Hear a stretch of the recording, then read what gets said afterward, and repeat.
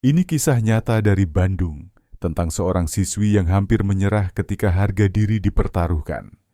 Nadira, anak penjual lotek di sudut gasibu, setiap pagi membantu ibunya menumbuk bumbu kacang, sementara notifikasi tagihan SPP terus menyala di ponsel murahnya. Di sekolah, aturan tampak rapi, pembayaran lewat QRIS, portal belajar, dan seragam disetrika licin.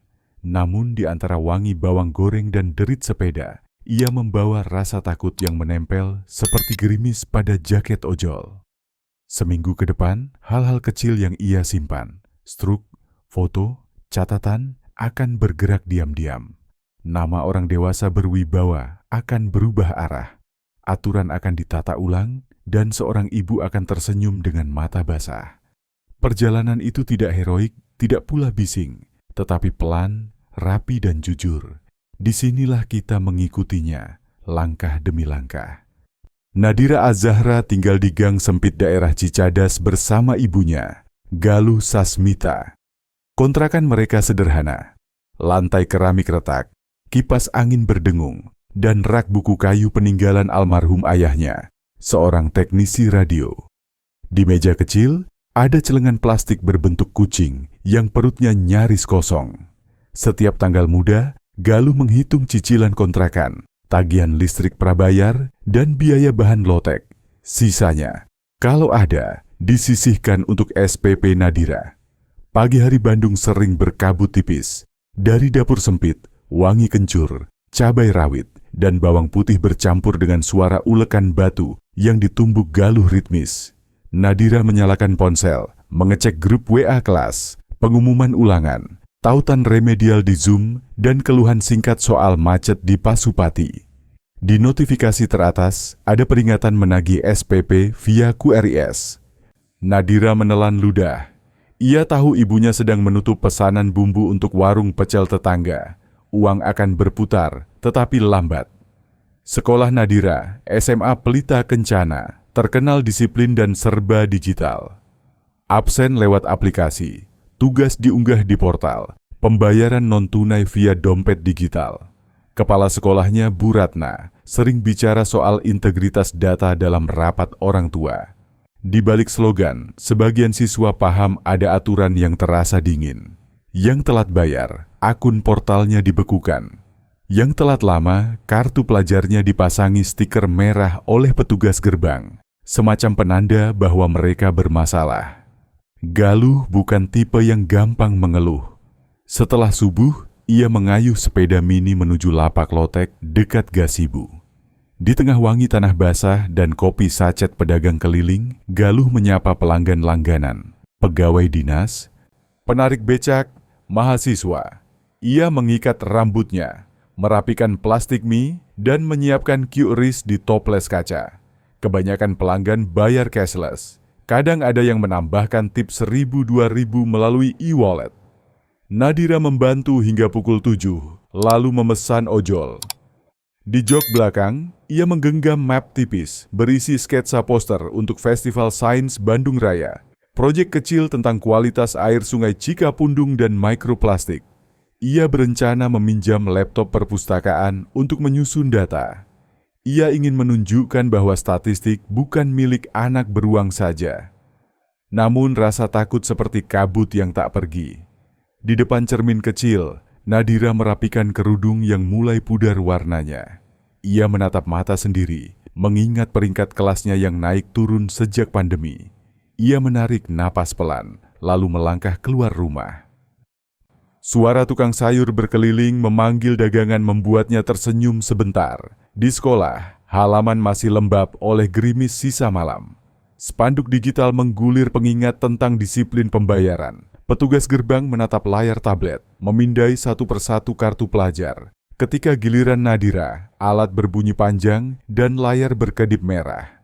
Petugas menghela napas, menempelkan stiker kecil bertuliskan kartu merah administrasi. Nadira menunduk, pipinya panas seperti baru tersiram angin knalpot. Ia menelan perih itu tanpa kata. Di kelas, kursi kayu mengeluarkan suara serak saat ditarik. Teman-teman bercanda soal konten TikTok yang sedang ramai, tentang kreator yang membuat eksperimen sederhana. Nadira membuka portal belajar. Muncul notifikasi pembatasan akses. Matanya kabur sesaat, seperti kaca helm saat kena hujan. Ia menutup aplikasi, menajamkan pensil, memutuskan tetap mencatat pelajaran biologi dengan tangan. Istirahat pertama, Galuh mengirim foto lembaran catatan arisan RT, uang yang seharusnya kembali pekan depan, tetapi tertunda karena ketua arisan sakit. Nadira berhitung di kepala, rasanya seperti mengurai benang kusut dalam gulungan tape recorder tua milik ayah. Ia berjalan ke perpustakaan, meminjam laptop bersama. Jari-jarinya mengetik pelan di Canva, menata judul tentang hujan mikroplastik di Cikapundung. Di layar tampak grafik sederhana dari data publik yang ia kutip. Lampu perpustakaan hangat, ada aroma buku lama dan pembersih lantai yang menyengat. Sesuatu di dadanya mengendur, namun ingatan tentang stiker kartu merah terus mengganjal. Di lorong, ia melihat pengumuman ditempel. Siswa dengan stiker merah dilarang mengikuti kegiatan ekstrakurikuler sampai administrasi selesai. Tulisan itu seperti palu kecil yang mengetuk-ngetuk kepala. Ia kembali duduk. Bahunya terasa berat, seperti ransel yang kebasahan. Saat pulang, langit Bandung membuka diri. Matahari sore menguning, memantul di kaca toko kue. Nadira melongok ke lapak ibunya. Wangi bumbu kacang bertemu asam jeruk limau. Orang-orang mengantre sambil menempelkan ponsel pada QRIS. Nadira tak ingin menambah beban Galuh, tetapi kalimat itu pecah juga, pelan, patah-patah. "Mama, aku takut gagal lagi." Sore-sore tertentu, selepas menutup lapak, Galuh ikut arisan kecil di teras rumah ketua RT. Gelas plastik berisi teh hangat berembun. Piring seng menampung kue bolu potong. Nadira kadang duduk agak jauh, mengerjakan tugas di buku tulis karena kuota internet hemat malam baru aktif pukul 2. Ia tidak ingin merepotkan. Ia memahami hidup sering berjalan dengan ritme yang tak selalu ramah. Jika hujan deras, kontrakan mereka berbau tanah lembab. Karpet tipis mengisap dingin dan menyimpan jejak langkah. Nadira membiasakan diri menaruh buku di rak bagian atas agar tidak lembek. Malam-malam, suara azan Isya dari mushola kecil menyelinap masuk, berpadu dengan derit gerbang tetangga yang pulang kerja. Nadira menatap foto ayahnya yang kusam di bingkai kayu. Ia mengingat tangan ayah yang bau timah solder, cara ayah bercerita tentang gelombang radio yang berjalan tanpa terlihat. Ia belajar dari kenangan itu. Hal paling berguna sering tidak mencolok. Suatu pagi, di Transmetro Bandung yang penuh, Nadira berdiri sambil memeluk ransel. Ia turun beberapa ratus meter dari sekolah. Di gerbang, suara peluit dan deru kendaraan bercampur. Ia menegakkan punggung, menyimpan takut di dalam, dan memutuskan hadir sebaik yang ia bisa. Tapi yang tidak Nadira sadari adalah setiap potongan kecil dari harinya sedang teranyam menjadi sesuatu yang lebih besar. Esoknya, kebijakan kartu merah mulai terasa seperti bayangan yang mengikutinya. Di gerbang, petugas meminta ia menepi dan menunggu surat pemanggilan orang tua. Di kelas, dua teman dekat mendekat, menawarkan catatan. Nadira mengangguk, menjaga jarak agar tidak terlihat rapuh. Saat jam OSIS, ia tetap datang ke ruangan kecil di belakang aula untuk membantu panitia festival sains. Ia menyusun anggaran stand sederhana, kertas, spidol, 2 papan busa. Bendahara OSIS mengirim template Excel lewat WA. Nadira mengisi rapi, menuliskan semua kebutuhan. Ketika meminta data biaya sewa aula, bendahara mengirim foto kwitansi kris dari sekolah dengan deskripsi biaya sewa. Nadira berterima kasih, lalu menyimpannya. Sore itu, di lapak lotek, seorang pelanggan baru datang. Mahasiswi tingkat akhir yang sedang riset soal QRIS UMKM. Ia membeli lotek, memindai kode, dan mengajak Galuh mengobrol tentang biaya dan nama merchant. Galuh mengangguk, menyeka keringat dengan tisu. Nadira diam-diam memotret struk QRIS lapak ibunya yang menampilkan nama merchant Galuh Lotek Gasibu. Ia menyimpannya, entah untuk apa. Malam tiba dengan suara hujan memukul atap seng kontrakan. Nadira duduk di lantai menulis target belajar. Tiba-tiba WA grup kelas heboh.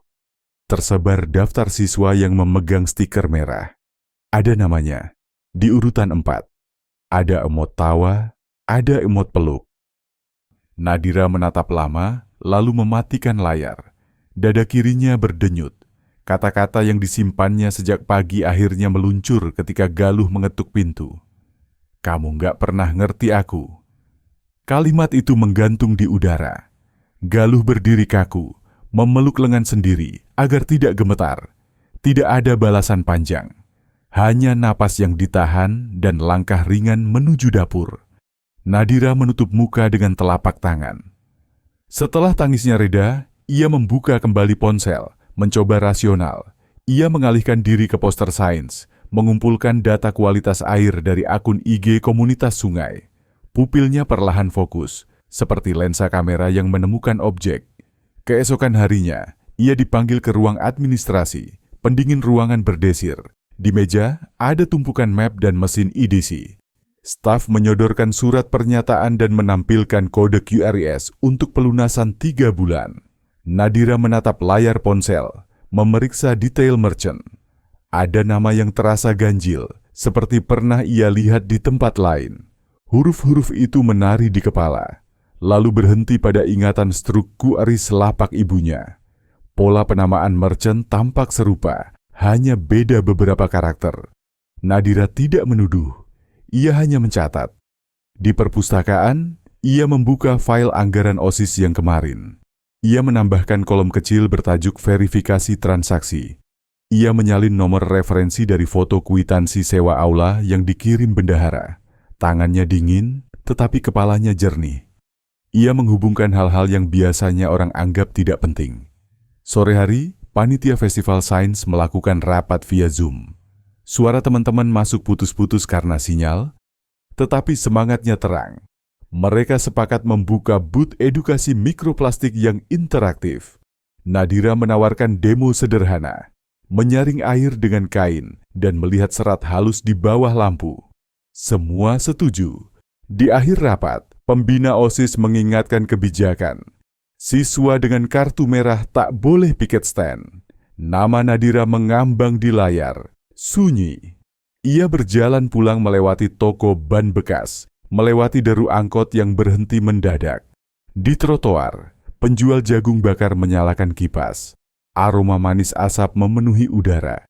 Di kepala, angka-angka berlari. Biaya, tanggal, referensi transaksi. Malam makin larut, dan ia merapikan semua jejak digital di folder Sains Hansat Cikapundung. Ia tidak tahu mengapa, tetapi rapi membuatnya tenang. 2 hari kemudian, sekolah memberlakukan pemeriksaan kartu pelajar acak di aula. Siswa berbaris. Kipas langit-langit berputar keras. Petugas memanggil beberapa nama. Ketika Nadira maju, layar tablet menampilkan peringatan pembatasan akses ruang tertentu. Beberapa anak menunduk, beberapa mengangkat alis. Nadira menatap lurus. Ia tidak ingin menangis di situ. Sepulang sekolah, ia memesan ojol. Hujan turun rapi, seperti garis pada kertas matematika. Helm berembun. Di rumah, Galuh baru selesai berjualan. Tangannya lengket oleh gula merah dan air jeruk limau.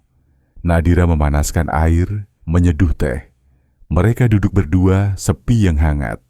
Galuh menyodorkan uang hasil hari itu, jumlahnya tidak cukup. Nadira menggeleng, menutup telapak tangan ibu dengan lembut. Di hari berikutnya, Nadira mencoba mengisi saldo dompet digital dari warung tetangga agar bisa mencicil SPP. Nominal minimal terasa berat, ia menunda. Ia memilih paket data tengah malam yang lebih murah untuk mengunduh jurnal tentang mikroplastik. Kuku jari telunjuknya hitam oleh tinta pulpen. Ia menandai kalimat penting dengan garis miring rapi. Ruang administrasi memiliki bau khas, campuran tinta printer, plastik map baru, dan pendingin ruangan yang terlalu dingin. Staf bekerja cepat, Mereka tidak jahat, hanya sibuk.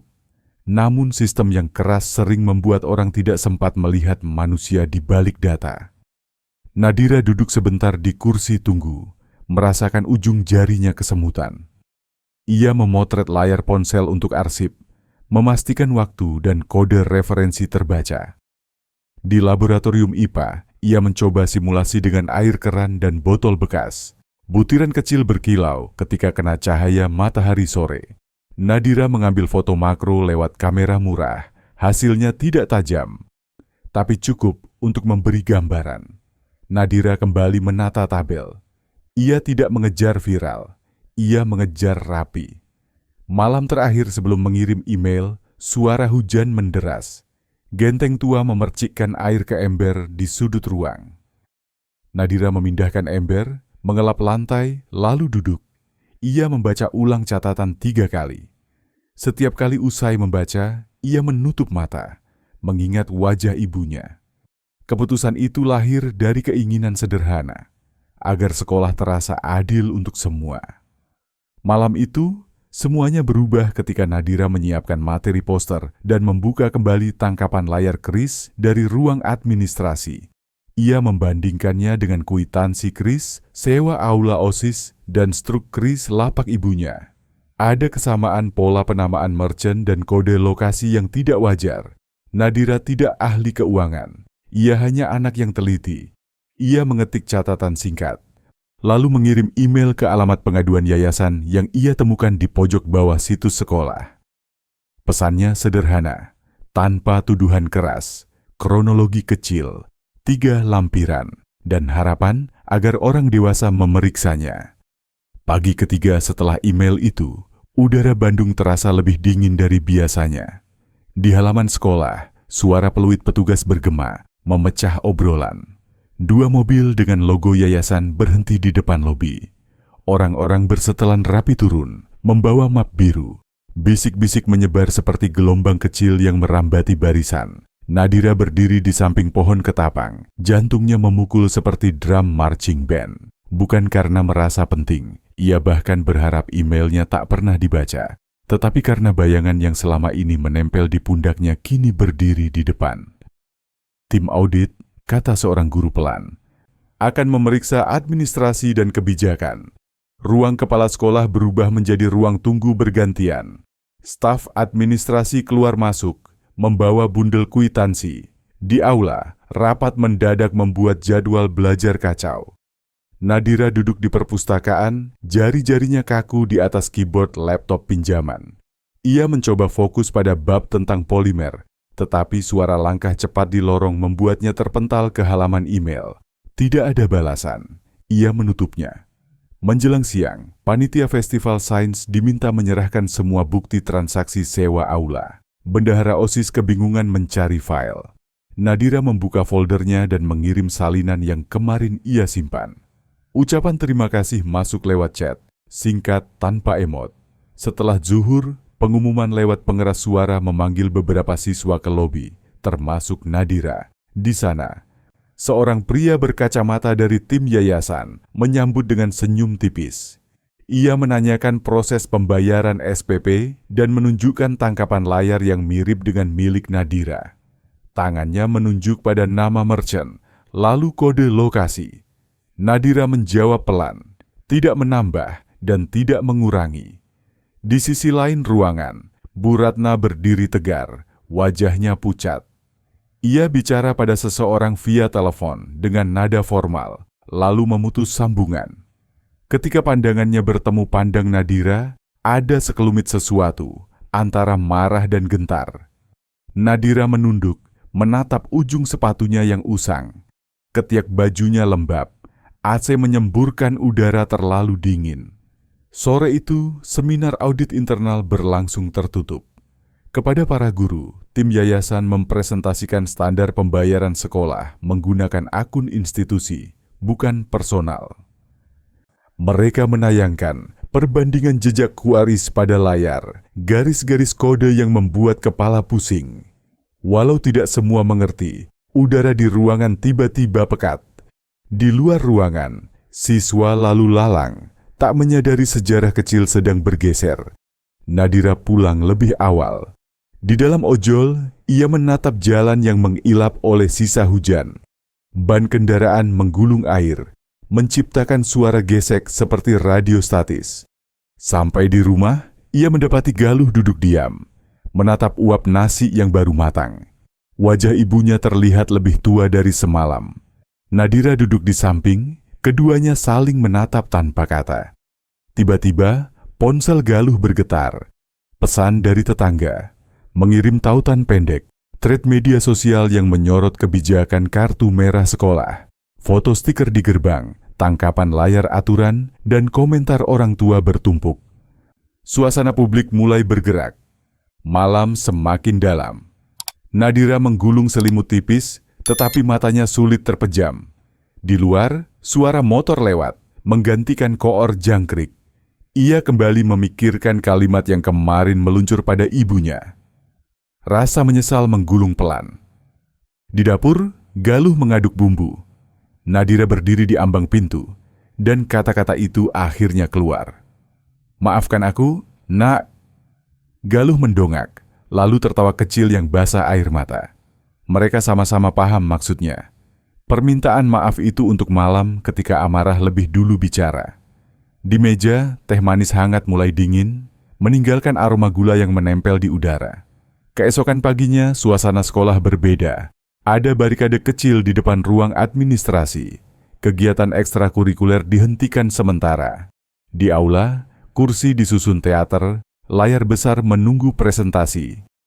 Tim yayasan mengumumkan temuannya. Sebagian transaksi menggunakan QRIS non-institusi. Prosedur kartu merah dinilai tidak etis dan tidak proporsional. Pembekuan akun portal tanpa mekanisme banding melanggar pedoman layanan pendidikan yayasan.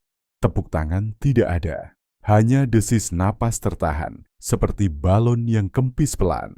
Bu Ratna diminta ke panggung. Kalimat-kalimatnya formal, menekankan niat baik dan tata tertib. Namun bahasa tubuhnya memperlihatkan lelah. Ketua yayasan, lewat layar Zoom besar, menyampaikan keputusan singkat. Jabatan kepala sekolah dicabut, tugas dialihkan sementara ke wakil kurikulum. Kelas berhenti sejenak, orang-orang berbisik. Di ujung aula, Nadira berdiri memeluk mapnya. Ia tidak merasa menang. Yang ia rasakan justru campuran hampa dan lega, seperti setelah hujan deras yang meninggalkan genangan jernih. Di luar, langit Bandung membuka biru. Panitia Festival Sains berkumpul kecil-kecil. Mereka khawatir acara tertunda. Nadira mengajukan ide, memindahkan booth ke pelataran perpustakaan dan menjadikannya sesi mini. Pembina mengangguk. Dalam 2 jam, poster hujan mikroplastik di Cikapundung berdiri di atas papan busa, ditemani botol bekas dan saringan kain. Anak-anak datang, tertawa kecil saat melihat serat halus bergerak di bawah lampu senter. Di tengah keramaian mini itu, seorang perempuan muda mendekat. Ia memperkenalkan diri sebagai staf program beasiswa dari yayasan. Ia bertanya tentang proses Nadira mengumpulkan data. Nadira menjawab singkat, tidak menyebut email. Perempuan itu tersenyum, menyerahkan brosur beasiswa Karsa Data, program baru untuk siswa yang tekun di riset dan berkontribusi pada lingkungan sekolah. Di pojok bawah brosur tertera cat kecil, penerima prioritas bagi keluarga pelaku UMKM. Hati Nadira menghangat. Sore menjelang. Udara membawa aroma tanah habis hujan, bercampur bakso gerobak. Nadira berdiri di pinggir lapangan, memandangi bayangan sendiri memanjang. Ia ingat kembali malam, ketika ia mengirim email tanpa tahu dampaknya. Ia juga ingat kalimat yang melukai ibu. Di antara 2 ingatan itu, kini ada ruang baru, kesempatan untuk memperbaiki. Dalam momen gelap itu, Nadira mulai mengerti bahwa keberanian dapat terdengar sangat pelan, sepelan bunyi tombol kirim yang ditekan di ponsel. Seminggu setelah pengumuman di aula, ritme sekolah perlahan menata ulang. Prosedur kartu merah dihapus, diganti konseling keuangan yang manusiawi, dengan opsi cicilan dan surat keterangan UMKM bagi orang tua. Portal belajar punya tombol banding. Siswa bisa mengajukan alasan dan tenggat tanpa takut dicap. Di Mading Digital, yayasan mempublikasikan akun resmi QRIS institusi, namanya Bersih. Nadira menerima email resmi, bukan tentang tunggakan, melainkan undangan wawancara beasiswa. Di ruang perpustakaan, ia duduk berhadapan dengan 2 orang dari program Karsa Data. Mereka menanyakan proses kerjanya, cara ia merapikan data, dan bagaimana ia tetap belajar saat akun dibatasi. Nadira menjawab pelan, jujur. Ia menyebut ibunya, menyebut Gasibu, menyebut poster tentang Cikapundung. Di akhir sesi, salah satu pewawancara menutup buku catatan, menatapnya hangat. Di luar gedung, angin Bandung membawa wangi roti bakar. Nadira memeluk ransel tipisnya, berjalan ke arah gerbang. Di sana, Galuh menunggu sambil membawa jaket tipis biru, takut anaknya masuk angin. Mereka memesan ojol, dan kota maju mundur dalam pantulan hujan sisa sore. Di rumah, Galuh menyiapkan lotek untuk makan malam. Bumbu kacang mengental dicobek. Mereka makan sambil mendengar radio tua menyiarkan lagu lawas. Malam itu, email masuk. Nadira diterima sebagai penerima beasiswa Karsa Data. Bantuan biaya sekolah penuh hingga kelulusan, plus tunjangan kuota dan pelatihan data dasar tiap Sabtu. Ia menatap layar lama, lalu menoleh pada Galuh. Hatinya ingin melompat, tetapi ia menahan diri, menata napas. Sekarang aku paham, Ma. Galuh mengangguk. Mata mereka sama-sama basah. Mereka tertawa kecil, tawa yang tidak meledak, hanya meluas, memenuhi rumah kecil dengan hangat yang lembut. Di pojok dinding, cat yang mengelupas tidak terlihat menyedihkan lagi. Ia seperti peta kecil yang mengingatkan perjalanan. Keesokan harinya, poster hujan mikroplastik di Cikapundung dipajang di perpustakaan dengan catatan, karya siswa yang menunjukkan ketekunan. Teman-teman mampir, menanyakan proses, memuji kesederhanaan eksperimen yang bisa ditiru. Nadira menjelaskan pelan, meminjam lampu senter dari penjaga. Suara langkah di lantai semen bergaung halus, sedangkan di luar jendela, daun ketapang berbisik terkena angin. Beberapa hari kemudian, perwakilan yayasan mengundang orang tua ke aula. Tak ada pidato panjang, hanya paparan singkat tentang prosedur baru, nomor bantuan dan jadwal pelatihan literasi keuangan. Mereka menekankan bahwa sekolah dan orang tua adalah satu tim. Tepuk tangan kali ini muncul. Tidak riuh, tapi cukup untuk menggetarkan udara. Di kursi belakang, Galuh duduk memeluk map plastik berisi fotokopi KTP dan rekening. Wajahnya terlihat lega. Dalam perjalanan pulang, mereka mampir ke kios kecil yang menjual buku bekas. Nadira menemukan kamus istilah data yang sampulnya robek, dan sebuah novel remaja yang pernah ia pinjam dari tetangga. Galuh memilih kalkulator kecil untuk menghitung belanja bahan. Kertas koran membungkus belanjaan, berbau tinta.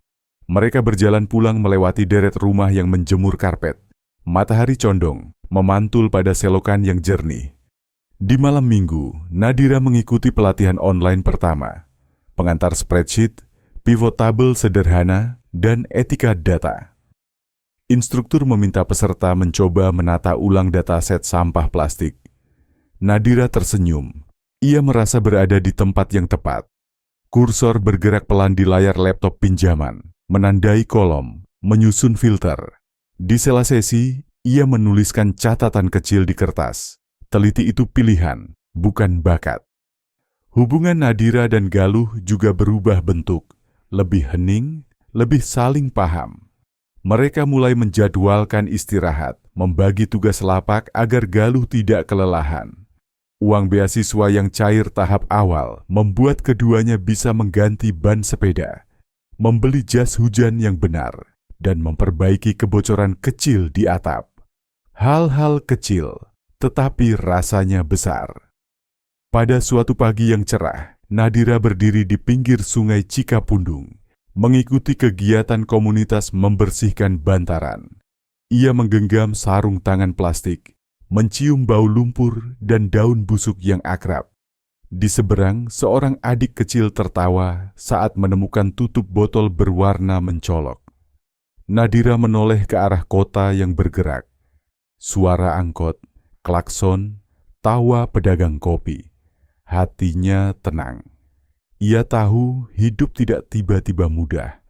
Akan ada tagihan, akan ada laporan, akan ada ulangan yang sulit. Namun ia juga tahu sekarang ada jalur yang bisa diinjak.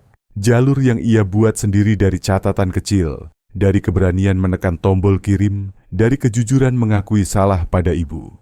Di kejauhan, awan tipis seperti pita memanjang. Nadira menarik napas panjang. Dalam diam, ia berjanji pada diri sendiri untuk selalu menata data, menata kata, dan menata hati, pelan-pelan, konsisten dan setia. Beberapa pekan kemudian, petugas program datang ke Lapak Galuh untuk verifikasi data UMKM. Mereka mencatat jam operasional, memotret kode QRIS, dan menanyakan kebutuhan dasar agar usaha kecil bisa bertahan. Galuh menjawab perlahan. Tangannya gemetar sedikit ketika menandatangani formulir. Seseorang dari tim memberikan saran sederhana tentang kebersihan alat dan pencatatan harian. Galuh mengangguk. Merasa dihargai sebagai pelaku usaha, bukan sekadar ibu dari siswa yang menunggak. Akhir bulan, OSIS mengunggah dokumentasi mini festival ke Instagram sekolah. Poster Nadira tampil singkat, diapit foto stan lain. Komentar yang muncul bukan soal stiker, melainkan rasa penasaran tentang mikroplastik dan cara menyaring air sederhana di rumah. Nadira membalas beberapa komentar dengan ramah, menautkan sumber belajar gratis yang ia temukan. Malam berikutnya, mereka merayakan kecil-kecilan, cilok bumbu kacang dari tetangga, es teh dalam gelas tinggi, dan tawa yang datang tanpa rencana. Galuh mengucap syukur dalam hati. Nadira menatap catatan di dinding, daftar target bulanan, dan menambahkan satu baris baru. Bantu 2 adik kelas belajar data.